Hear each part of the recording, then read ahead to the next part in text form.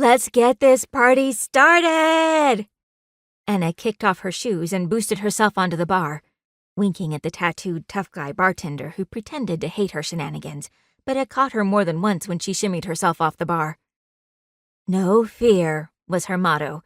You can't fly if you're worried about falling. But you can dance when your heart is breaking. She was doing it tonight. She rose to her feet, testing out a few hip bumps. Come on, girls, she called to the women in her soon-to-be-retired burlesque troupe. If the Glitter Girls are closing up shop, we're going out dancing. Get your gorgeous asses up here and let's shake this place up.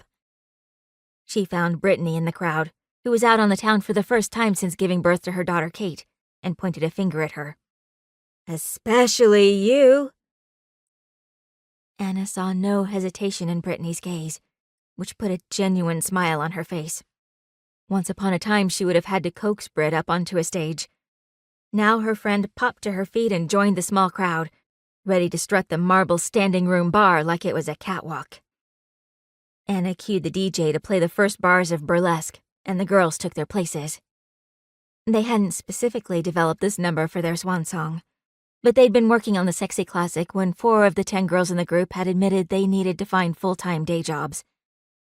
It seemed fitting to perform it tonight. This was it. The Glitter Girls were done. Her throat tightened, and her eyes began to sting.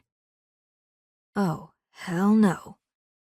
She pulled her shoulders back, lifted her heart, and brightened her smile. Tonight was a celebration. She could be devastated later, mourn the dream she and Tim had created together, ugly cry, and annihilate her waterproof mascara. Her girls deserved the best send-off she could give them, and that meant keeping her shit together on stage. God, she loved dancing with the troupe, and she didn't want them to feel bad for leaving. Everyone had to follow their own muse. Nothing lasts forever. She'd done what she'd set out to do. She'd made it in the Big Apple. Tim would be so proud of her. Come on, Evelyn, tonight's your night, she called to her newest belly dancing student, Zane and Xavier's foster mom. She was sitting at the bar with an older man with dark brown skin and kind eyes. Evelyn Barnes had secretly been attending classes for months and was an excellent pupil. But her sons were going to freak when they saw their foster mother shaking what God gave her up on the bar. Anna had been looking forward to seeing their faces all week. She kept her gaze on Zane and Xavier as the bartender assisted Mrs. Barnes up onto the bar. Zane's square jaw dropped, and his thoughtful gray eyes shot wide. He turned to Xavier and pointed. His brother ignored him. His intense pale blue eyes instead locked on his wife's ass as she clambered up onto the bar unassisted.